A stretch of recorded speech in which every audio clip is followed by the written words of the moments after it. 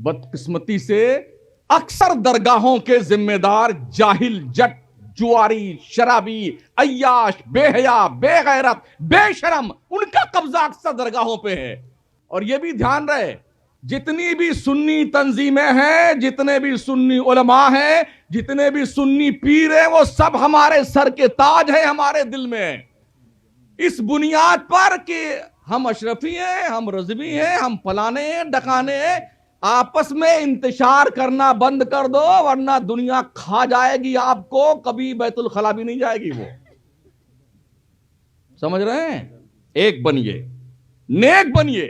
آپ رضوی ہیں، سبحان اللہ. اشرفی ہیں، ماشاء اللہ. برکاتی ہیں، سبحان اللہ.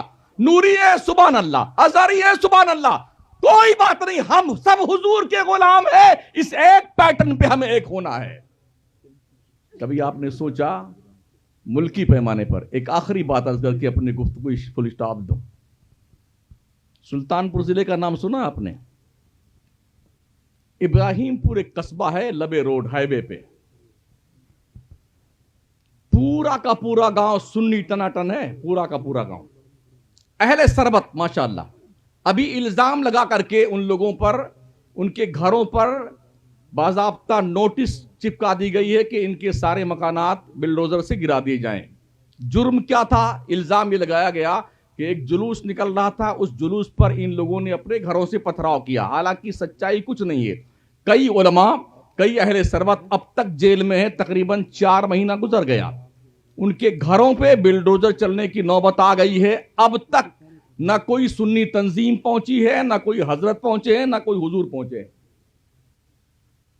المیہ ستم بالائے ستم. یہ ان کا مقدمہ لڑنے کے لیے، سنیوں کا مقدمہ لڑنے کے لیے جمعیت علماء ہند نے بوجھ اٹھایا ہے. ہم لڑیں گے تمہارا مقدمہ. ہم کہاں مر گئے؟ ہم کہاں کھڑے ہوئے ہیں؟ آج وہ احسان ان کے اوپر کریں گے، کل وہ سنی رہ پائے گا کیا؟ جی نہیں. احسان کرو، اپنی بات منوا لو. یہ سرکار کا فرمان بھی ہے، جس کو اپنا بنانا چاہتے ہو نا، مفہوم حدیث، اس پر احسان کرو. جسے اپنا بنانا چاہتے ہو اس پہ احسان کرو. تو آج وہ احسان کر رہے ہیں، مقدمہ لڑنے کا آفر کیا کہ ہم سارے کا مقدمہ لڑیں گے اور پیسہ ہم خرچ کریں گے. ہمارے پیسے کہاں خرچ ہوتے ہیں؟ مقابلے کی قوالی پہ، تازیہ پہ، ڈھول پہ، گاگر پہ، اور جناب والا بہت بڑا میلہ. اب عرس تو کم ہوتے ہیں، اللہ ماشاءاللہ پورے ہندوستان میں ڈھنگ کا عرس کوئی اکا دکا ہی دکھائی پڑتا ہے. بکیا صرف میلہ، صرف میلہ، صرف میلہ. ہم اپنے خون کے دھبے کہاں تلاش کریں؟ ہمارے ساتھ مقدس لباس والے ہیں. بدقسمتی سے اکثر درگاہوں کے ذمہ دار جاہل، جٹ، جواری، شرابی، عیاش، بے حیا، بے غیرت، بے شرم، ان کا قبضہ اکثر درگاہوں پہ ہے. جن درگاہوں پہ علماء کا تسلط ہے، ذمہ دار علماء کا تسلط ہے، وہاں پر الحمدللہ بہت حد تک شریعت کی پاسداری ہوتی ہے. اللہ اور اس کو مزید ترقی عطا فرمائے. لیکن اکثر جو ہے نا، بہت سارے مزارات پہ دھواں، گرد، چرس، بھانگ، گانجا سلگا کر کے پورے مزار کی دھونی دی جاتی ہے.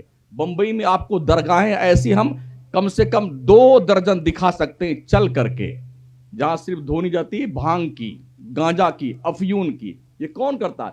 یہ سنیت کے پلیٹ فارم سے، اور آج سنیت کے پلیٹ فارم سے. اور کچھ بولو یہ تو وہاں بھی ہو گیا. عجیب سچویشن ہماری ہے. ہم اپنی قوم کو جگا بھی نہیں سکتے، انہیں بیدار بھی نہیں کر سکتے.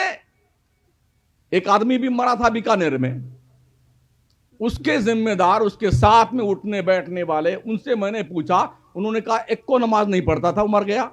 اور ہم لوگ وہاں گانجا سلگاتے تھے تو گانجا پیتے تھے بابا ہمارے، وہ مر گیا، اس کو پادو کلا جا کے دفنا دیا اس کو. اور کتنے ہمارے علماء پہنچے، الا ان اولیاء اللہ لا خوف علیہم ولا هم یحزنون، ولایت کی مہر لگا دی خطاب فرما کر کے. اب ڈبل قوالیاں ہو رہی، عالم صاحب کا پتہ ہی نہیں. کوئی بیکانیر دور ہے؟ یہ رہا صاحب، چرس پینے والا، گجیڑی بھنگیڑی کو کتنے ایسے مزار بنا ڈالے ہم نے. اور ہماری سنی قوم انہی مزاروں پہ جا کر کے لاکھوں کا لاکھ روپے برباد کر کے آتی ہے. یہ پیسے جو تم اس بکواس پہ خرچ کرتے ہو، کاش اپنے بچوں کو ڈھنگ سے پڑھائی پہ خرچ کرتے ہو، اچھا ہوتا۔ یونٹی بناؤ، غریب بچیوں کی شادی